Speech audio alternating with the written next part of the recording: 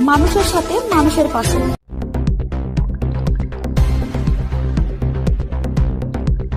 কলকাতা থেকে বাংলাদেশে ফেরার পথে নামখানার কাছে মুড়িগঙ্গা নদীতে ধীরে ধীরে ডুবতে চলেছে বাংলাদেশি পণ্যবাহী জাহাজ। ডুবন্ত জাহাজের নাম এমডি সোহান মালতী। স্থানীয় পুলিশ সূত্রে জানা গিয়েছে, গত 3 দিন আগে কলকাতা থেকে ছাই নিয়ে বাংলাদেশে ফিরছিল পণ্যবাহী জাহাজ। বৃহস্পতিবার বিকেল নাগাদ নামখানার কাছাকাছি আসতেই জাহাজের নিচের অংশ ফুটো হয়ে যায়। এর ফলে জল ঢুকতে শুরু করে জাহাজে। ধীরে ধীরে জাহাজটি নদীতে ডুবতে শুরু করে। ওই জাহাজে রয়েছে 9 জন নাবিক।